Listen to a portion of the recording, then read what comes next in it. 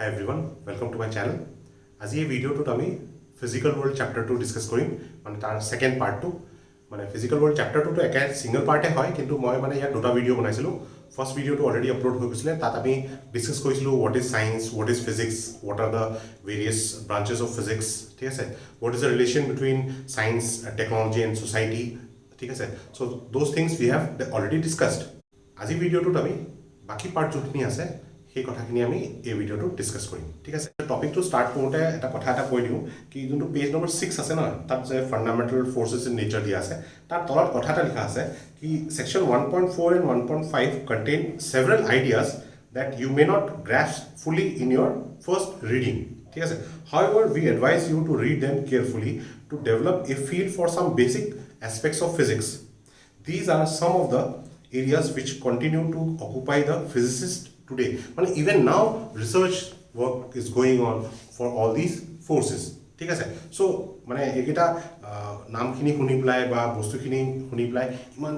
confusion হ'ব নালাগে ঠিক আছে these are sum of the basic idea about fundamental forces in nature ঠিক আছে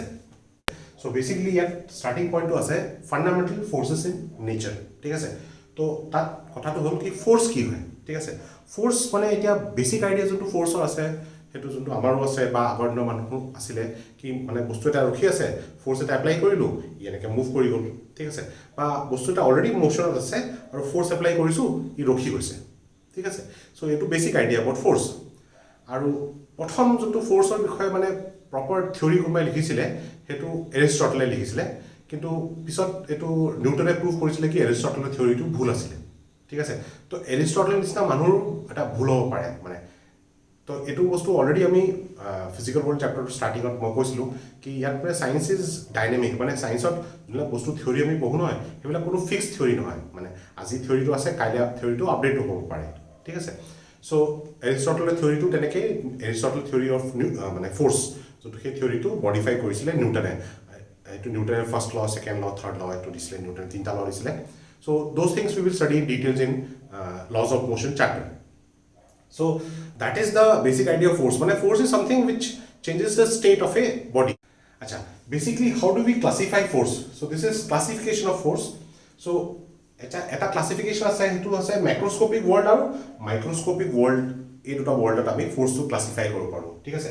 macroscopic world macroscopic mane ki hoy macro mane dangor scale thik ase aru micro mane horu scale to macroscopic world mane dangor scale or jodi force jula ase tak ami kom macroscopic world ase boli ঠিক আছে যেনেকে কি হল gravitation force ঠিক আছে আৰু এটা কি হল viscous force ঠিক আছে তাৰ পিছত বুয়েন্ট ফোর্স ভিসকাস ফোর্স মানে কি যেনেকে সাপোজ তুমি হাতত পানী লৈছা ঠিক আছে আচ্ছা পানীটো এনে হাতত থৈছা তাৰপিছত এনেকে যদি কৈছা পানীটো পটককে এনেকে গুচি যায় কিন্তু পানী হাতত যদি তুমি অয়েল অকন থৈ দিয়া আৰু হাতটো এনেকে কৰিছা অয়েলটো স্লোলি যাব তাৰমানে অয়েলটো অকন বেছি ভিসকাস হয় ঠিক আছে so that is called viscous force viscous is basically resistance to flow ঠিক আছে so we will study about viscous force in properties of liquids ঠিক আছে তাৰ পিছত আহিলে buoyant force মানে কিবা এটা বস্তু যেটা লিকুইডত ইমার্স কৰি দিও ঠিক আছে লিকুইডত ইমাৰ্স কৰিলে লিকুইড এটা ফোর্স এটা লগায় ঠিক আছে so that is called buoyant force তাৰ পিছত আহিলে force between charged particles ঠিক আছে ইলেক্ট্ৰোস্ট্যাটিক ফোৰ্স বা force between কাৰেন্টও হ'ব পাৰে ঠিক আছে কাৰেন্ট ক্যাৰিং কন্ডাক্টৰ ম্যাগনেটিক ফোৰ্স যোনটো এৰাইজ হয় ঠিক আছে so all this comes under macroscopic world তো এই ফোর্স বিটুইন চার্জ পার্টিকলস বা ফোর্স বিটুইন কারেন্ট যোনটো কৈছো হেটো আমি সেকেন্ড ইয়ার পাম ক্লাস 12 পাম ঠিক আছে তাৰ পিছত আহিলে মাইক্ৰোস্কোপিক ওয়াৰ্ল্ড অফ ফোৰ্স মাইক্ৰোস্কোপিক ওয়াৰ্ল্ড মই যে কৈছিলো সৰু স্কেলৰ যোনবিলাক ফোৰ্স থাকে তো ইয়াত মই কি লিখিছো electric force magnetic force nuclear force কাৰ মাজত বিটুইন ইলেক্ট্ৰনস প্ৰটনস ঠিক আছে নিউট্ৰনস মানে সাবএটমিক পাৰ্টিকলস বা মলিকিউলছৰ মাজত যোনটো ফোর্স হ'ব ঠিক আছে so all this comes under the category of microscopic world ঠিক আছে so as you can see মানে ইয়াত force না বহুত টাইপ অফ force থাকিব পাৰে muscular force that is also a type of force ঠিক আছে spring force that is also a type of force ঠিক আছে so ইমান টাইপ অফ force যদি আছে তো এটা ক্লাসিফিকেশন তো আমি কইলো microscopic world আৰু macro so ইমান টাইপ অফ force আছে so এটা ক্লাসিফিকেশন কইলো macroscopic world আৰু microscopic world ঠিক আছে কিন্তু আৰু এটা ইয়াতকে আৰু এটা ভাল ক্লাসিফিকেশন আছে যোনটো আমি কম ফান্ডামেন্টাল ফোৰ্সেস মানে যিমান ফোৰ্স আছে না সেই ফোৰ্সখিনি আমি এই চাৰিটা গ্ৰুপত আমি ক্যাটেগৰাইজ কৰিব পাৰো ঠিক আছে সো এখানে কয় ফান্ডামেন্টাল ফোৰ্সেস ইন নেচাৰ নেচাৰত এই চাৰিটা ফান্ডামেন্টাল ফোৰ্সে আছে বুলি কয় কি হল gravitation force electromagnetic force strong nuclear force আৰু উইক নিউক্লিয়ার ফোর্স ঠিক আছে তো তুমি এটা কবা কি ইমানখিনি ফোর্স কৈছিলে ঠিক আছে ইয়াত কেইটামান ফোর্স লিখিছো আৰু বহুত ফোৰ্স আছে তোমালোকেও জানা আৰু কেইটামান ফোৰ্স তোমাৰ মনত তোমালোকে ভাবি আছে চাগে স্যাৰ এইটো কেলে কোৱা নাই ঠিক আছে বাট ফোৰ্সেস বহুত আছে ঠিক আছে কিন্তু সেই গোটেই ফোৰ্সখিনি আমি ক্যাটেগৰাইজ কৰিব পাৰো এই চাৰিটা ফোৰ্সত ঠিক আছে ইয়াৰ এটা সৰু এক্সাম্পল এটা দিছো মানে ধৰি লোৱা এটা স্প্ৰিং এটা আছে ঠিক আছে স্প্ৰিংত কি হয় স্প্ৰিংটো যেতিয়া আমি টানো স্প্ৰিংটো যদি এনেকৈ টানিছা কি হ'ব স্প্ৰিংটো আকৌ ওপৰলৈ গুচি যায় যদি স্প্ৰিংটো কম্প্ৰেছ কৰিছা আকৌ এইফালে গুচি আহে ঠিক আছে তো তাৰমানে সেইটো কয় স্প্ৰিং ফোৰ্স ঠিক আছে so' that is also' a type of force ঠিক আছে বাট সেই স্প্ৰিং ফোৰ্সটো আকৌ এই কেটেগৰীত কেনেকৈ পৰিব এতিয়া স্প্ৰিঙত ইয়াত যে এডজেচেণ্ট মলিকিউলছ বা এটমছবিলাক যে আছে ঠিক আছে যেতিয়া আমি কম্প্ৰেছ কৰোঁ ঠিক আছে তো কম্প্ৰেছ কৰোঁতে কি হয় এডজেচেণ্ট মলিকিউলছ বা এটমছবিলাকে এটা এইটো ৰিপেল কৰে ঠিক আছে আৰু যেতিয়া আমি এলংগেট কৰোঁ যেতিয়া আমি স্প্ৰিংটো টানিছোঁ তেতিয়া এডজেচেণ্ট মলিকিউলছ বা এটমছবিলাকে কি কৰে এট্ৰেক্ট কৰে that is because of electrical interaction ঠিক আছে that is because of electric forces ঠিক আছে চ' দ্যাট মিনছ স্প্ৰিং ফোৰ্চৰ অৰিজিন ফোৰ্চটো কি হ'ল electric force and electric force will come in the category of electromagnetic force ঠিক আছে চ' স্প্ৰিং ফোৰ্চ সেইকাৰণে electromagnetic force কেটেগৰীত আহি যাব ঠিক আছে চ' এইকাৰণে আমি কওঁ কি ফাণ্ডামেণ্টেল ফোৰ্চেছ এই চাৰিটা আছে ঠিক আছে গ্ৰেভিটেশ্যন ফোৰ্চ কি হয় gravitation force is the force of attraction between different types of masses ঠিক আছে it is an attractive force it is always an attractive force gravitation ফোৰ্চটো কেতিয়াও ৰিপালচিভ হ'ব নোৱাৰে ঠিক আছে gravitation force is a long range force কেলে long range force হোৱা এক্সাম্পল এতিয়া গ্ৰেভিটেশ্যন ফোৰ্চৰ কাৰণে তোমাৰ ছান আৰু প্লুটোৰ মাজত ফোৰ্চ আছে because so' that Pluto is revolving around the San তো গ্ৰেভিটেশ্যন ফোৰ্চৰ কাৰণে প্লুটো ৰিভল্ভ কৰিছে তো তাৰমানে প্লুটো ইমান দূৰত আছে তেওঁ গ্ৰেভিটেশ্যন ছানৰ গ্ৰেভিটিয়ে তাক এফেক্ট কৰিব পাৰিছে তো that means it is a long range force and it is responsible for all planetary motion ঠিক আছে চ' এইটো হ'ল গ্ৰেভিটেশ্যনেল ফোৰ্চৰ কথা তাৰপিছত আহিলোঁ আমি ইলেক্ট্ৰমেগনেটিক ফোৰ্চ তো ইলেক্ট্ৰমেগনেটিক ফোৰ্চ যে কৈছোঁ নহয় তাৰমানে ইয়াত ইলেক্ট্ৰষ্টেটিক ফোৰ্চো হ'ব পাৰে মানে ইলেক্ট্ৰমেগনেটিক এইটো দুটা ৱৰ্ড আছে ইলেক্ট্ৰ আৰু মেগনেটিক ঠিক আছে তো that means force of attraction or repulsion between charges static charges that is explained by Coulomb's law ঠিক আছে so that is chapter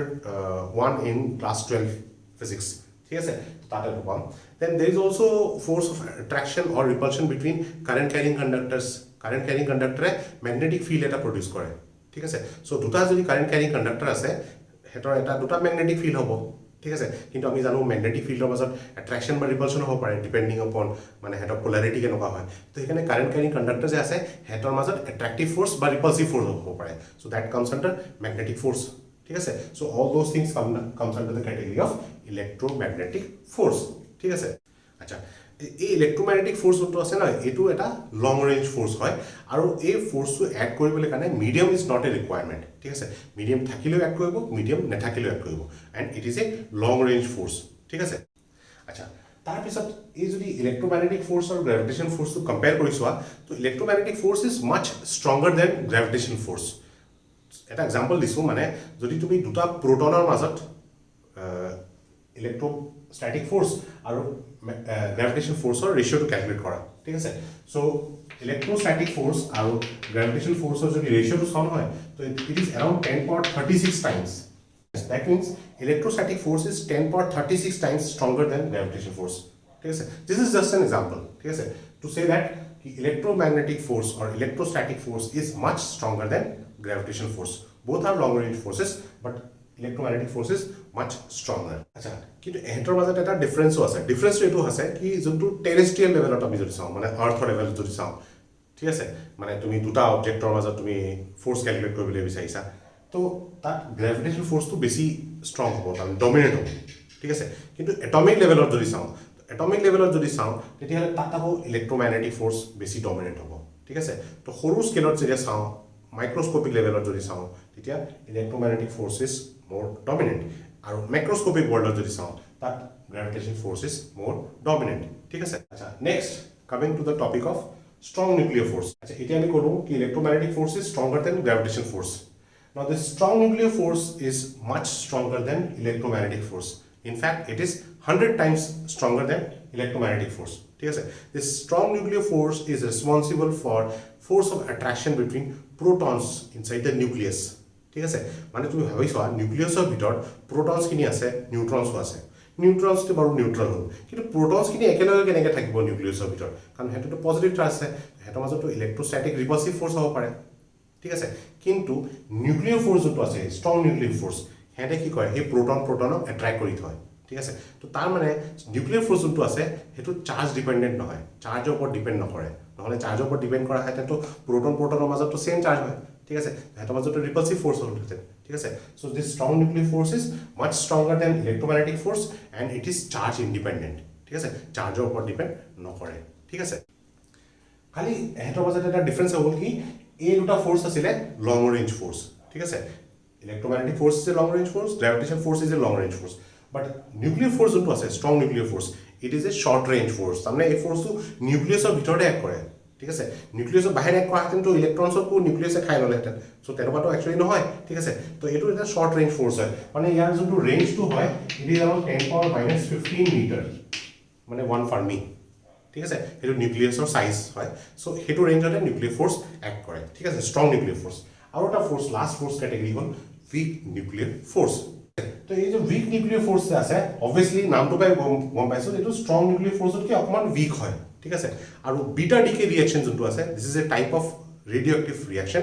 তাত এইটো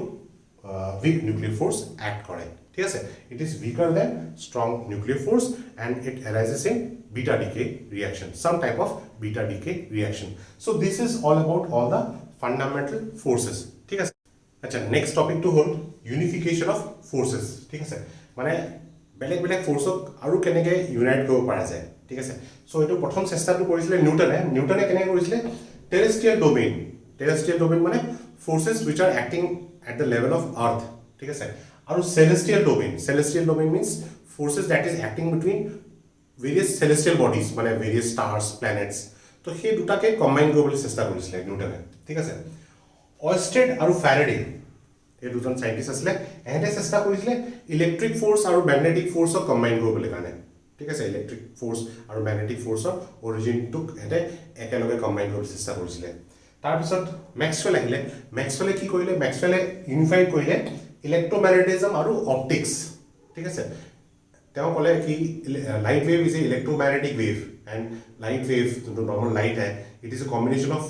অচিলেশ্যন of electric field and magnetic field we will study those things in class 12 electromagnetic waves বুলি chapter এটা আছে ঠিক আছে তো মেক্সৱেলে এইটো চেষ্টা কৰিছিলে টু ইউনাইট ইলেক্ট্ৰমেগনেটিজম এণ্ড অপটিক্স ঠিক আছে ইয়াত এটা ইণ্টাৰেষ্টিং কথা এটা আছে আইনষ্টাইন যে আছিলে আইনষ্টাইনে চেষ্টা কৰিছিলে to unite the concept of gravity and electromagnetism okay but he failed but he made an attempt to unite the concept of unification of gravity and electromagnetism ঠিক আছে আচ্ছা তাৰপিছত আৰু এটা ইউনিফিকেশ্যন হৈ আছে কি এই যে ফাণ্ডামেণ্টেল ফ'ৰ্চেছ যে দুটা বস্তু আমি পঢ়িছিলোঁ ইলেক্ট্ৰমেগনেটিক ফ'ৰ্চেছ আৰু উইক নিউক্লিয়াৰ ফ'ৰ্চ তো এই দুটাকো ইউনিফাই কৰিবলৈ চেষ্টা চলি আছে আৰু ইট ইজ কেটেগৰাইজ এজ মানে দিছ ইলেক্ট্ৰমেগনেটিক ফ'ৰ্চ আৰু উইক নিউক্লিয়াৰ ফ'ৰ্চ ইয়াক ইউনিফাই কৰিছে কেনেকৈ it is called as electro weak force ঠিক আছে তেনেকৈ বেলেগ বেলেগ ষ্টাডিজবিলাক হৈ আছে কিন্তু these are basic idea about unification of forces ঠিক আছে আচ্ছা নেক্সট আহিলে নেচাৰ অফ ফিজিকেল লজ ঠিক আছে মানে ফিজিক্সত যে বেলেগ বেলেগ ল আছে তাৰ নেচাৰটো কেনেকুৱা হয় ঠিক আছে চ' বেচিকলি এনেকুৱা ল কিছুমান বা ফেনোমেনা কিছুমান আছে য'ত আমি কওঁ কি there is a conservation of energy conservation of much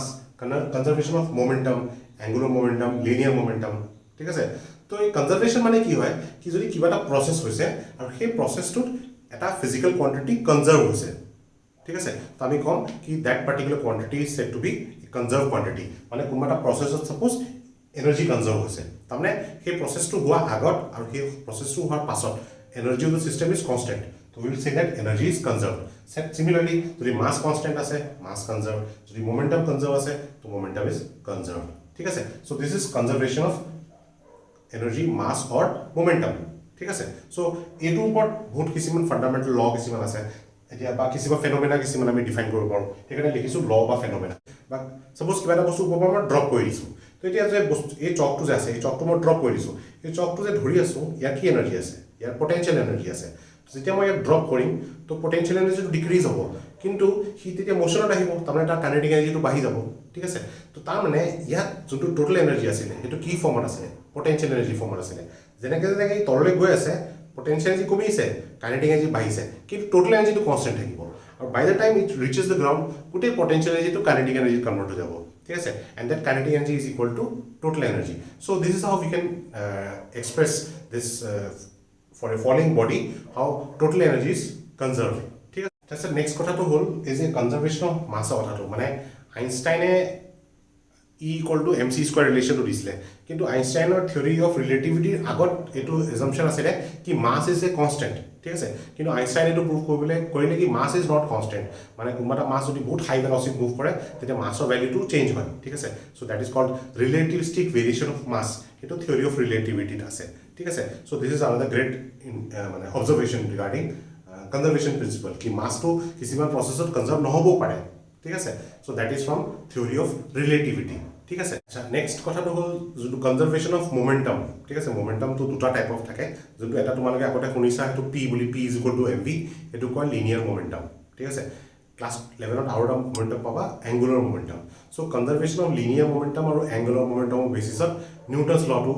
explain কৰিব পৰা যায় Newton's second law of motion ঠিক আছে সো সেই কথাখিনি হ'ল মানে কনজাৰ্ভেশ্যন প্ৰিন্সিপল অফ আমি ল বা ফেনোমেনা কেনেকৈ ডিফাইন কৰিব পাৰো বা ল বা ফেনোমেনা কেনেকৈ তোমাৰ কনজাৰ্ভেশ্যন প্ৰিন্সিপলৰ ওপৰত ডিপেন্ড কৰে ঠিক আছে